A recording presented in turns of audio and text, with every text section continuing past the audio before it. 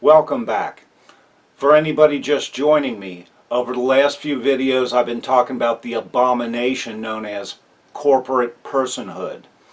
That's actually a business and legal term dating back many centuries, but also the phrase that nerds and well-informed Americans use to describe the fact that corporations have been granted the same rights, protections, and privileges under the Constitution of the United States as God's children, born as citizens in the United States of America. Getting back to how this abomination happened, we know that Chief Justice Morrison Waite was of the corporatist opinion that the 14th Amendment to our Constitution, granting equal rights to all persons, applied to corporate persons. He said so just before the decision dropped in the Santa Clara case, which is where this whole mess began. We also know that Associate Justice Stephen J. Field was of the same opinion, because he said so in his rulings as a California appeals court judge. But what about the other justices of the Supreme Court at the time? According to my little bit of research, Justice William Woods was deathly ill, absent from the court, had nothing to do with the case at all. Two other justices were railroad lawyers who almost certainly sided with Field and Waite. Justice Miller most likely opposed them. Justice Harlan, for sure, which left two swing votes, either of which would have contributed to a solid 5-3 majority in favor of 14th Amendment rights for corporations, with Justice Woods absent. The fact that at least one of these guys, maybe both of them, wound up agreeing with the corporatists is obvious from Chief Justice Waite's last-second comment that when it came to the 14th Amendment applying to corporations, we are of the opinion that it does.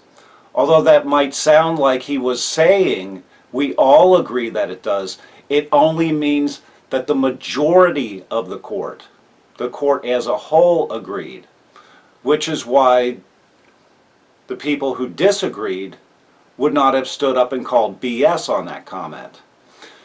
Mr. Hartmann does not bring this up, but a huge mystery to me is, given the fact that it was obviously at least a 5-3 majority in favor of 14th Amendment rights for corporations, then why didn't the court just rule that corporations had 14th Amendment rights?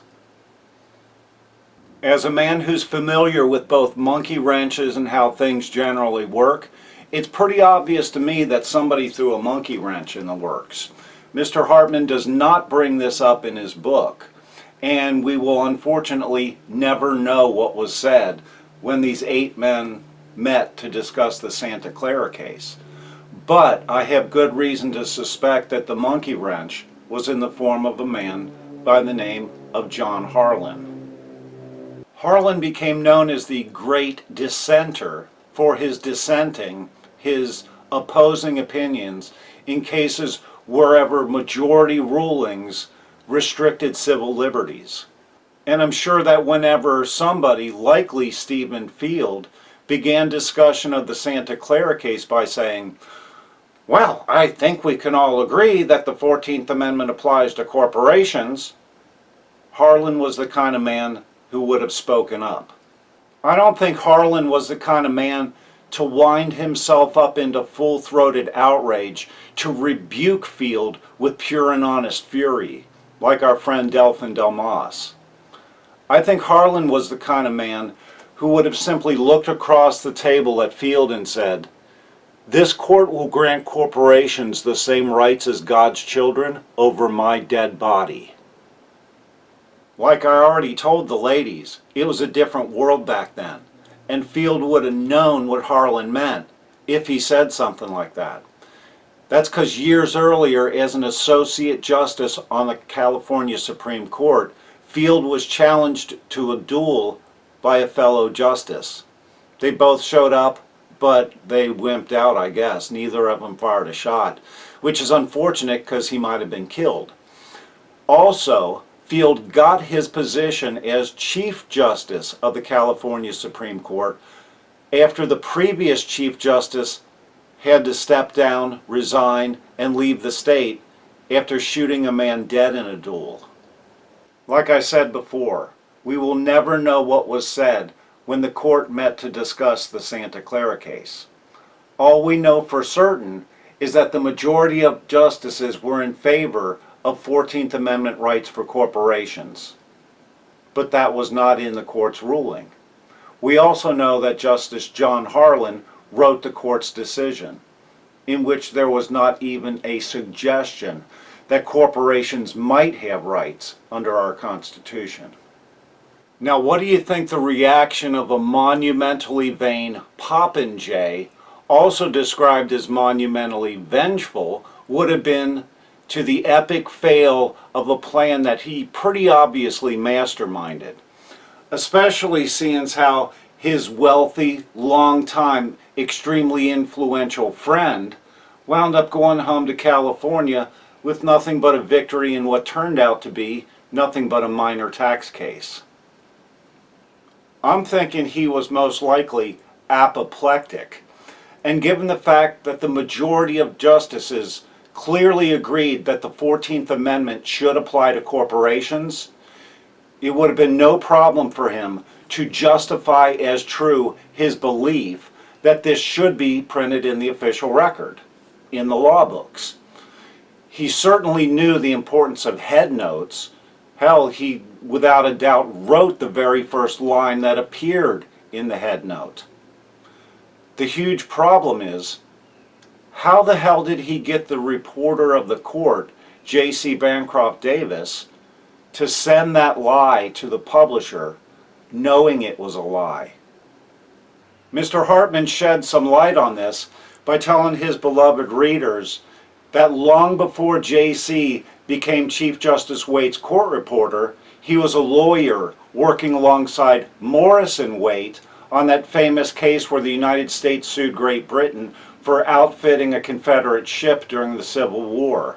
J.C. was also a former judge and president of a railroad in New York State. He was obviously enough of a depraved corporatist a-hole to print a monstrous lie in the law books, because he did it. There's just one problem that Mr. Hartmann doesn't address. What J.C. was sending to be published in the law books was an obvious lie, a monstrous lie. And though not many people ever read those law books, his lie could be discovered by somebody like John Harlan, and the crap could hit the fan. The thing is, the law books that J.C.'s lie would be published in wouldn't even be printed for a couple of years. And if Chief Justice Waite declined to hear any cases involving the 14th Amendment applying to corporations, the issue might not even come up for a long time. John Harlan might not even know. Might not be a problem. But given the magnitude of the lie that J.C. Bancroft Davis was putting into the law books, do you think might not be a problem would be enough for him? This is just speculation on my part, not Thom Hartmann's, but I'm street smart enough to expect that somebody in J.C.'s position would have wanted some insurance that he couldn't be blamed if his lie was discovered, at least during his lifetime. Not a problem. Not for a bunch of smart, cunning, manipulative, suit-wearing con artists like these guys. A pair of carefully worded memos between J.C. and the Chief Justice could serve as proof that poor J.C. was the victim of a terrible misunderstanding. People might even feel sympathy for him suffering the embarrassment of such a dreadful mistake. And the thought would never even occur to them that J.C. knowingly, willingly, purposely sent a monumental lie to be published in the law books. If only there was evidence of such treachery in the form of surviving memos between J.C. and Chief Justice Waite. These guys, both of them, wanted to make damn sure their asses were covered if the crap ever hit the fan, because both of them kept copies of the memos. Chief Justice Waite's copies were found in a collection of his papers at the Library of Congress in the 1960s by a history nerd named Howard Graham while he was researching a book. Thom Hartmann says, Graham made a startling discovery. The entire thing had been a mistake. No disrespect to Howard Graham.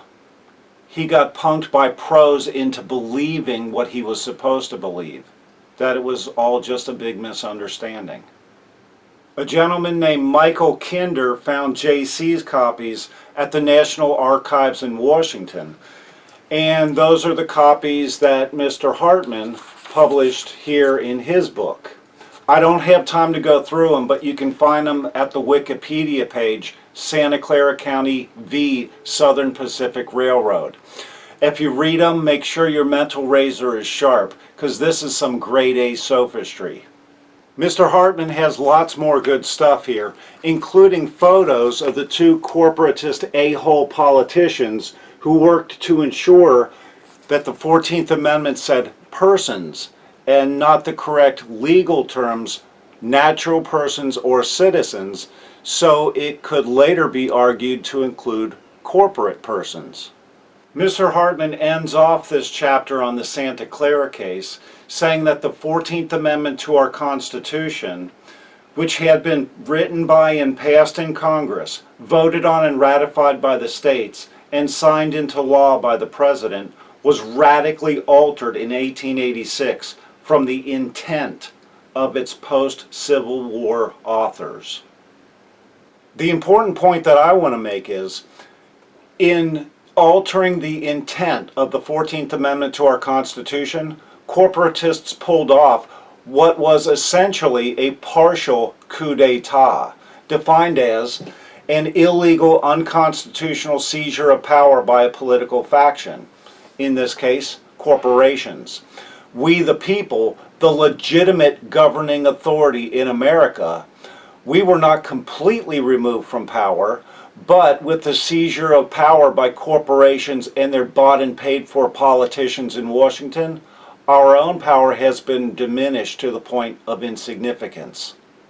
And because the only judges that get nominated or appointed to the Supreme Court by corporatist politicians are judges who are either okay with or like this arrangement, there ain't a damn thing that we can do about it, other than take back our state governments and push through a constitutional amendment to abolish corporate personhood. Unfortunately, it looks like that might be getting even harder to do. As I'm shooting this video, early April 2021, giant corporations are trying to crush the right of the people of the state of Georgia to ensure election integrity in their state. I have not read Georgia's Senate Bill 202, but any claim that requiring somebody to show an ID to vote is voter suppression is complete horse crap. Where I live, whenever I scrap air conditioners, I not only have to show ID, but let them photocopy it, let them take my picture, and do a thumbprint scan. I'm okay with that, because that ensures that crackheads won't be stealing air conditioners and scrapping them for the cash. I'd be okay with election security measures that strict as well, because I know what kind of sick corporatist a-holes we're dealing with, and I don't want to mess around with election integrity in my state. As I've said before, we the people need to come together and be on the same page, knowing what needs to be done, then get off our asses and do it. I hope you found the story of the Santa Clara case interesting and informationful. I'll be returning to Catherine's book next time. Hope you join me. If you like this video, why not click the like button? I'll put a link to the next episode over here.